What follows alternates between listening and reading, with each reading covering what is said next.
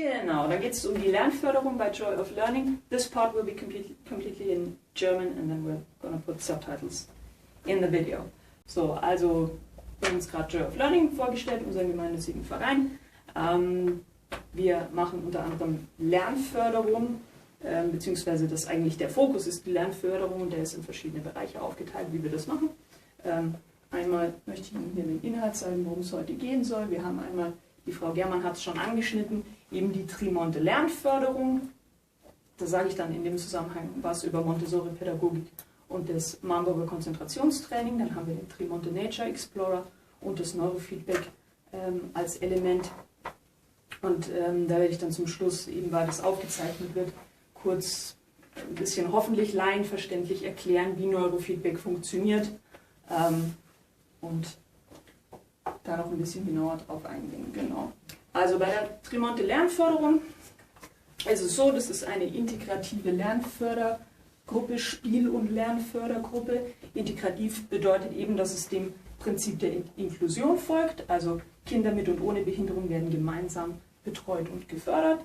Die Zielgruppe ist jetzt bei uns speziell Kinder im Kindergarten- und Grundschulalter und die Schwerpunkte sind Förderung mit Montessori-Materialien, das können wir hier so ein bisschen sehen, was wir da anbieten. Und wir übernehmen Elemente der Montessori-Pädagogik und vom Marburger Konzentrationstraining. Also uns ist im Sinne von der Montessori-Pädagogik dabei wichtig, eben dem Kind diese Hilfe zur Selbsthilfe zu geben und insbesondere Kindern mit Lernschwächen und Schulschwierigkeiten die Freude und die Faszination am Lernen wieder zurückzugeben. Also das bedeutet, dass wir den Kindern erlauben, aus ihrer eigenen Motivation heraus und ihrem eigenen Tempo sich mit den Angeboten zu beschäftigen, die zu erkunden und dabei eben so Versagensängste oder sogar eine Versagensüberzeugung, die manche Schulkinder mit Lernschwierigkeiten schon haben, die zu überwinden, indem ihnen gezeigt wird, dass das Lernen auch ohne Druck passieren kann und Spaß machen kann. Die Kinder, die die Einschulung noch vor sich haben, sollen von vornherein eine positive, unverdorbene Einstellung zum Lernen mitbringen. Das heißt, genau, dass sie eben mit Spaß und Freude an die Sache herangehen, aber auch eine Selbstständigkeit mitbringen, also nicht nur der passive Empfänger von Lerninhalten zu sein, sondern sich auch proaktiv als Lerner zu betätigen und eben sich bei der Wissensvermittlung auch seiner Hohlschuld bewusst zu sein und der halt nachkommen. Beim Marburger Konzentrationstraining ist es so, von dem hier die Rede ist, das ist ein kognitiv-verhaltenstherapeutischer Ansatz, der auch von Ergotherapeuten zum Beispiel verwendet wird und in seiner eigentlichen Form als so eine Kurzintervention in der Gruppe gedacht wird. Insbesondere zielt es auf Kinder mit Konzentrations- und Aufmerksamkeitsproblemen ab, kann aber auch präventiv eingesetzt werden. Und normalerweise ist es so, wenn man das in seiner ursprünglichen Form macht, ist es auch so eine 6 bis 8 Trainingseinheiten mit je 75 Minuten ausgelegt in einer Gruppe. Die besteht aus mehreren Phasen, zum Beispiel so Entspannungsübungen sind dabei, Übungen der Wahrnehmung und der Merkfähigkeit und auch Freispiel. Und die Kernphasen des Trainings sind Übungen zur verbalen Selbstinstruktion, nennt sich das. Das ist das sogenannte innere Sprechen, dazu sage ich gleich noch was. In unserer Spielgruppe können wir jetzt dieses richtige Marburger Konzentrationstraining in der Form noch nicht anbieten, weil man dazu eine generische Gruppe von gleichaltrigen Kindern braucht oder Kindern, die sich auf dem gleichen Niveau befinden, sage ich mal. Und dazu ist unsere Lerngruppe ein bisschen altersmäßig zu divers. Aber vielleicht können wir das halt implementieren, wenn wir Anfragen von Eltern haben, wo die Kinder so zusammenpassen. Also selbst wenn wir das Marburger Konzentrationstraining nicht in seiner Originalform anbringen können, können wir trotzdem Elemente übernehmen und speziell dieses Element des inneren Sprechens machen wir mit den Kindern. Das ist so eine Fokussierungstechnik. Dabei wird das Kind ermuntert, eine Aufgabe, ein Spiel oder eine Alltagstätigkeit, die es gerade so durchführt, selber zu besprechen, also jeden noch so kleinen Arbeitsschritt, den es macht, zunächst laut zu kommentieren oder mitzusprechen, sodass der Fokus bei der besprochenen Tätigkeit bleibt, eben weil es verbal formulieren muss, was es jetzt macht und die eigene Stimme hört und dazu eher bei der Sache bleibt und selbst wenn es abgelenkt ist, kann es sich selber wieder schneller anfangen. Im weiteren Verlauf soll dann aus diesem lauten Sprechen ein stilles mit sich selber sprechen, so ein inneres Selbstgespräch, in dem das Kind sich selber anleitet und eben alle Arbeitsschritte geordnet nacheinander ausführt, ohne durcheinander zu kommen oder abgelenkt zu werden oder, also wie gesagt, selbst wenn sie durcheinander kommen, selbst wenn sie abgelenkt werden, sich selber wieder einfangen können, sich kontrollieren und korrigieren können.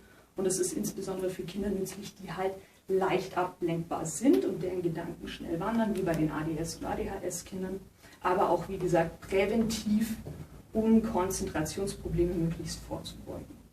Genau, so viel zum Marburger Konzentrationstraining. Der Ort ist bei uns in den Vereinsräumlichkeiten. Da haben wir die Materialien und da wird es so aufgebaut. Und genau die Besonderheiten, ach so, das wird jetzt hier leider abgedeckt, das kann man jetzt nicht sehen hier im Zoom. Also die Besonderheit ist, dass es eben eine dreisprachige Gruppe ist, die auf Deutsch, Englisch und Chinesisch stattfindet. Also wir können mit den Kindern diese drei Sprachen sprechen. Die Lulujiang ist dann die Chinesisch spricht mit den Kindern, was aber nicht bedeutet, dass nur solche Kinder zugelassen sind oder diese Gruppe brauchen können, sondern wir nehmen natürlich alle Kinder mit Migrationshintergrund auf, egal welche Sprache sie sprechen, aber wir können speziell Englisch und Chinesisch als Zweitsprache abdecken und die Kinder fördern. Fördern heißt in dem Fall, dass mit den Kindern in dieser Zielsprache gesprochen wird und sie werden ermuntert, die Sprache zu sprechen und sich altersgemäß auszudrücken. Genau.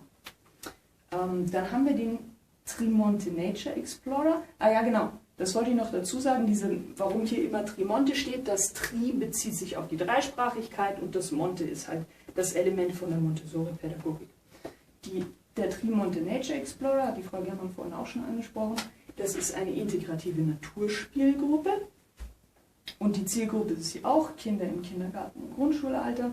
Und der Schwerpunkt ist hier Outdoor- und Montessori-Pädagogik wieder. Bei der Outdoor-Pädagogik ist es insbesondere so, dass die Kinder auf spielerische Art sollen den gesunden und ausgeglichenen Umgang mit der Natur vermittelt werden. Wir sind dazu in freien, an wechselnden Orten und bei schlechtem Wetter sind wir in den Vereinsräumlichkeiten und dann wird eigentlich wieder die Lerngruppe durchgeführt. Genau.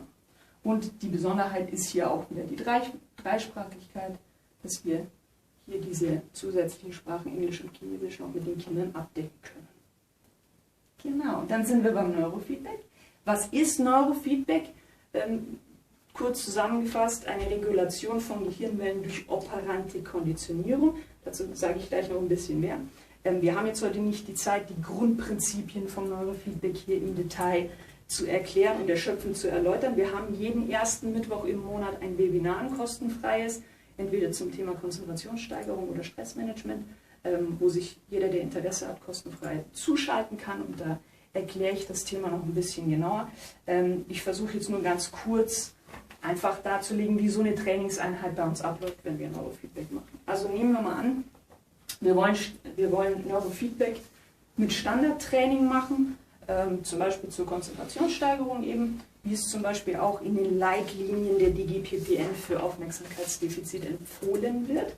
Dann würden wir hergehen, wir würden am Kopf Elektroden anbringen oder Sensoren, die die Gehirnaktivität messen. Beim Neurofeedback sollte man bedenken, es findet ein reiner Messvorgang statt. Das ist also nicht zu verwechseln mit Formen von Elektrotherapie, wo tatsächlich dem Gehirn Elektrostöße versetzt werden, sondern beim Neurofeedback ist wirklich nur so, dass die Gehirnaktivität gemessen wird und wird dem Klienten als Feedback zurückgemeldet. Also wie so ein Feedback aussieht, das zeige ich dann nachher noch.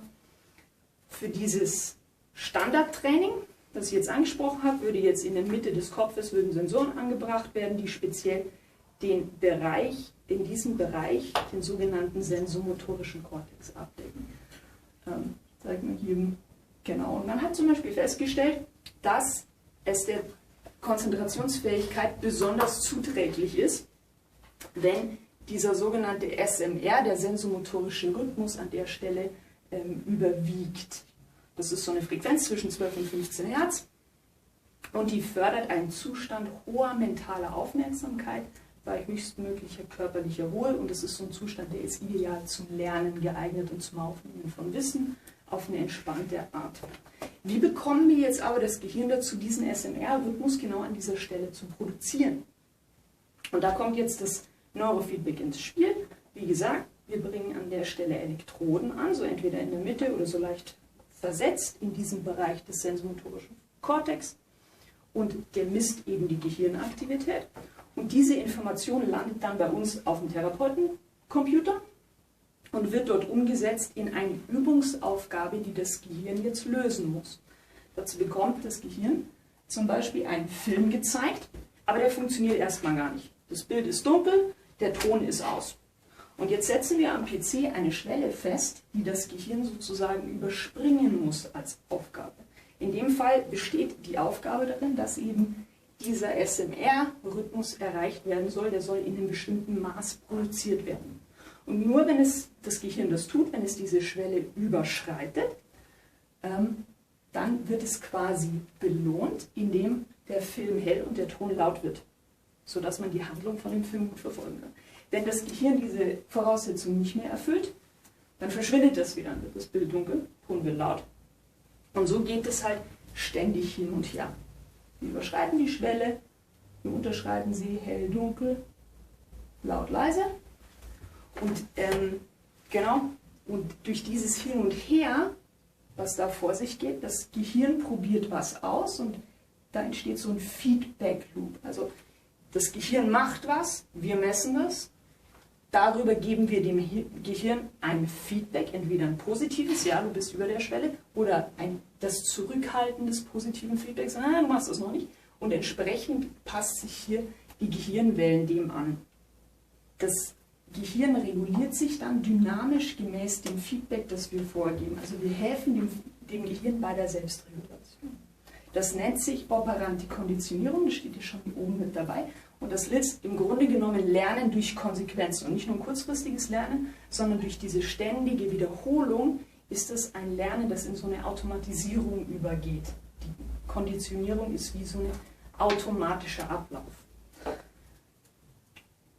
Was da passiert ist, dass wir eben gesunde Gehirntätigkeit durch das positive Feedback verstärken, die ungesunde Gehirntätigkeit durch das Ausbleiben von dem positiven Feedback unterbunden wird.